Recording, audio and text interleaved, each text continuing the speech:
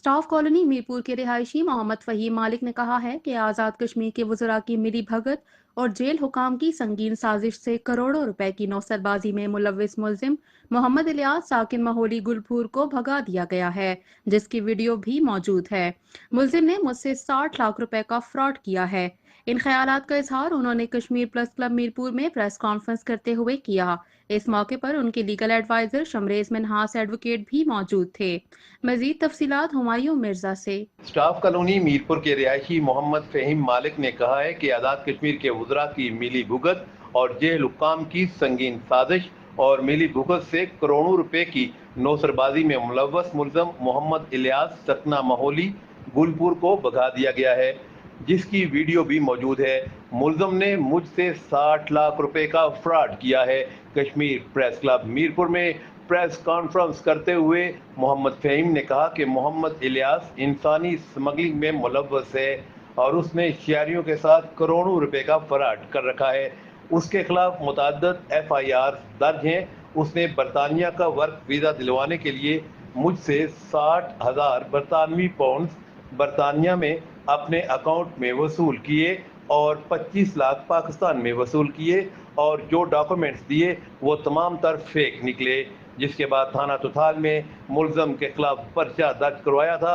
इससे कबल भी उसके खिलाफ मुकदमा दर्ज थे।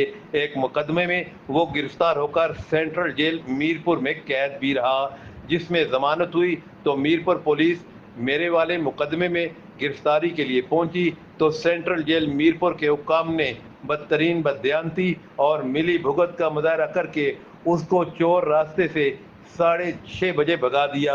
हालांकि जेल में 5 बजे सब क्लोजिंग हो जाती है और थाना तुताल पुलिस उसको मेरे मुकदमे में गिरफ्तार करने के लिए जेल में मौजूद थी। इसकी जब बेल का डॉकेट पेश हुआ तो हम जेल में इसको रिसीव करने के लिए गए 5 बजे, तो ये अंदर से बाहर नहीं आया। फिर हमें पता चला, मैं 1.5 घंटा इंतज़ार किया और 1.5 घंटा इंतज़ार करने के बाद पता चला कि मुलज़म तो किसी और रास्ते से चला गया, जबकि मैं मेन गेट में था और मेरे साथ पुलिस का वो पूरा स्क्वाड था, हर चीज़ थी मेरे साथ और मेरे पास वो FIR भी थी जिसमें मैंने इसके खिलाफ की भी थी और जो मेरा इसका लेन देन सब कुछ था। लेकिन 1.5 घंटे इंतजार के बाद पता चला कि वो तो किसी और रास्ते से चला।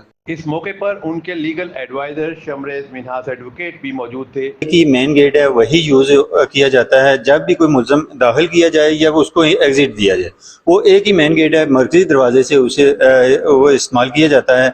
अब इस मुलज़म के लिए स्पेशल बैक डोर इस्तेमाल किया गया है, वहाँ से भगाया गया है। इसके तहत ये जो जेल हकाम है, जितनी भी जेल अथॉरिटीज़ हैं, उन्होंने अपना अख्तियारात का मिस यूज़ किया है और मिसकंडक्ट किया है। इस तरह उनके खिलाफ एफिशिएंसी एंड डिसिप्लिन रूल्स के तहत एक अलग से कार्रवाई बनती है, जो हम IG जेल खाना जात के पास से अलग से पिटीशन दायर कर रहे हैं। और स्पेशली जो इनके खिलाफ पिनल का प्रोसीडिंग जो बनती है वो सेक्शन 212 और 216, जब भी किसी मुलज़म जो किसी मुकदमे में जो मतलूब हो और उसको भगाने में मामलत की जाए या उसको छुपाया जाए तो उसके खिलाफ 212 के तहत और 216 के तहत जो FIR बनती है और कार्रवाई बनती है। अगर इंसानी स्मगलरों को तहफ़्फ़ुज़ ही देना है तो फिर आवाम कहाँ से इंसाफ लेगी।